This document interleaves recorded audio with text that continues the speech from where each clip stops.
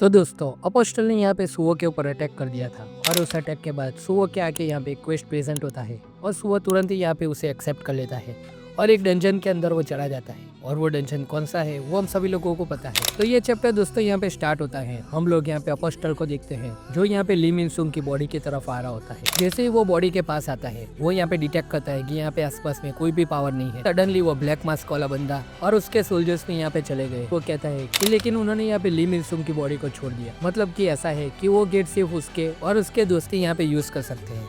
वो यहाँ पे डार्कनेस के बारे में सोचता है कि जब भी मैं उसके अक्रॉस आया हूँ कुछ ना कुछ अजीब चीज़ बनती रहती है और वो यहाँ पे हंसते हुए दिखाई देता है हम लोगों को। तभी दोस्तों यहाँ पे सीन शिफ्ट होता है। हम लोग यहाँ पे सुओ को देखते हैं जो कि यहाँ पे डंजन के अंदर पता नहीं क्यों हैंड स्टैंड करके खड़ा हुआ है। सुओ यहाँ पे दोस्तों अपनी बॉडी चेक कर रहा होता है और उसे पता चल गया है कि उसकी बॉडी यहाँ पे कम्प्लीटली हील हो गई है। तुरंत उसे दोस्तों यहाँ पे एक नोटिफिकेशन मिलती है कि वो यहाँ पे अपने कोई भी पावर यूज नहीं कर पाएगा।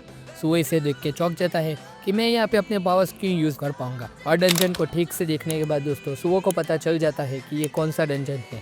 दोस्तों ये वही डंजन है जहाँ पे उसे सन जिन ने खुद पर्सनली ट्रेनिंग दी थी उसे स्ट्रांग बनाने के लिए। दोस्तों यहाँ पे सुओ अपनी मेमोरीज को ताजी करता है। अपने ख्यालों में दिखता है कि कैसे वो यहाँ पे आता था, सारे नाइट्स को यहाँ पे डिफीट करता था और उसके बाद वो एक के बाद एक लेवल अप क्लियर करके स्ट्रांग बनता जाता है। और हम लोग दोस्तों यहाँ पे उस परफेक्ट सुओ को देखते हैं जिसे हम कब से देखने का वेट कर रहे हैं। उसके बाद दोस्तों यहाँ पे सुओ सोचता है कि जब मैं यहाँ पे पहली बार आता था तब मुझे यहाँ पे नाइट्स का सामना करना पड़ता था और ना तो इस बार उसके पास कोई डिटेल है। और सुओ सोचता है कि क्या मुझे पिछली बार की तरह यहाँ पे एक के बाद एक लेवल क्लियर करके टावर के सबसे ऊपर तक क्लाइम करना पड़ेगा और क्या वो यहाँ पे अपनी कोई भी स्किल यूज नहीं कर पाएगा इस बार लेवल अप क्लियर करने के लिए।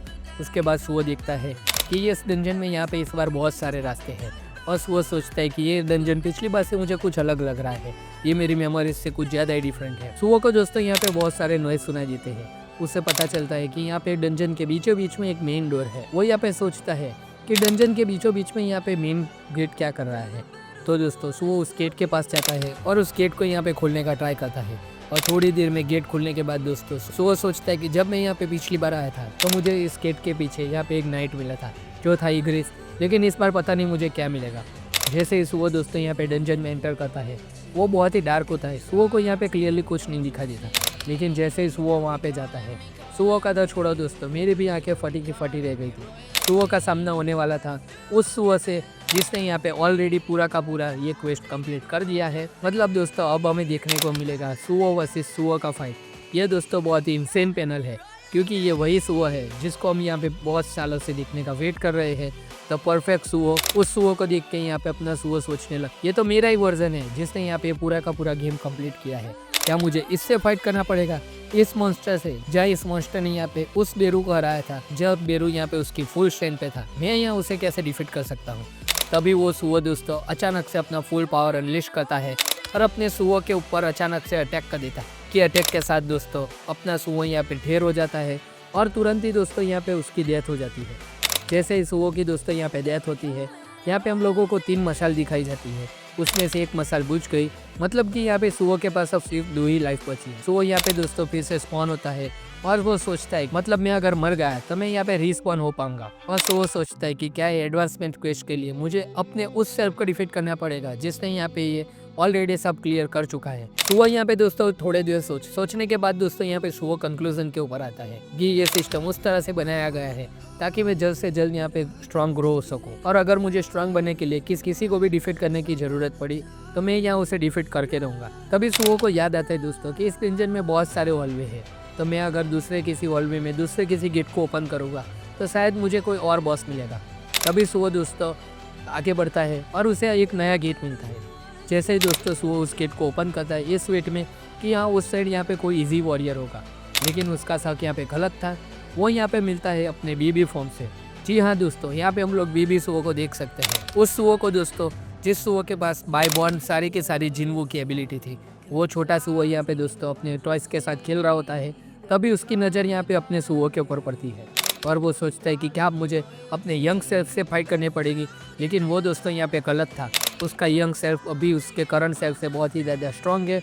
वो छोटा सा सुओ दोस्तों यहाँ पे अपनी रूलर्स अथॉरिटी का यूज़ करता है और अपना सुओ दोस्तों अपनी बॉडी को जरा भी हिला नहीं पाता और ये देख के उसकी आंखें फटी की फटी रह जाती है कि मेरा छोटा सेल्फ यहाँ पे रूलर्स अथॉरिटी का यूज़ कर सकता है। और छोटा सुओ दोस्तों अपने सुओ को बड़ी आसानी से यहाँ पे डिफीट कर लेता है और डिफीट होने के साथ उसकी डेथ हो जाती है और फिर हमें यहाँ पे सिर्फ एक ही मसाल जलती हुई दिखने को मिलती है। सुओ सोचते हैं कि क्या मैं अपने बचपन के रूप को भी यहाँ पे नहीं हरा सकता, और अगर यहाँ पे 3 मसाल थी और अब एक ही जल रही है, मतलब ये है कि अब मेरे पास सिर्फ एक ही ज़िंदगी बची है और मुझे यहाँ पे एक ही लाइफ के अंदर उस बॉस को डिफीट करना पड़ेगा। लेकिन दोस्तों सीन तब शिफ्ट होता है जब हम लोग यहाँ पे देखते हैं कि यहाँ पे एक नहीं बल्कि अनेकों मसाल है, मतलब उसके पास दोस्तों अनलिमिटेड लाइफ है। जब तक वो यहाँ पे उस बॉस को डिफीट नहीं करेगा तब तक वो यहाँ पे मर नहीं सकता। और दोस्तों तब सुओ को पता चलता है कि उसका यहाँ पे एक ही क्वेस्ट है कि डोर के पीछे जो एनिमी है उसको यहाँ पे डिफीट करना पड़ेगा, और जब तक यहाँ पे वो उस एनिमी को डिफीट नहीं करेगा वो यहाँ पे डंजन को छोड़ नहीं सकता। तो दोस्तों यही था सोलो लेवलिंग का रैग्नारॉक चैप्टर 43, और मैंने भी दोस्तों यहाँ पे बिल्कुल भी एक्सपेक्ट नहीं किया था कि हमको यहाँ पे सुओ वर्सेस सुओ की फाइट देखने को मिलेगी। तो दोस्तों अगर आपको ये वीडियो अच्छा लगे तो इस वीडियो को लाइक कर देना, चैनल को सब्सक्राइब कर देना, और हाँ कमेंट सेक्शन में अपने ओपिनियन देना मत भूलना कि आपको ये चैप्टर कैसा लगा। हम लोग मिलते हैं आपसे अगले वीडियो में, तब तक के लिए गुड बाय।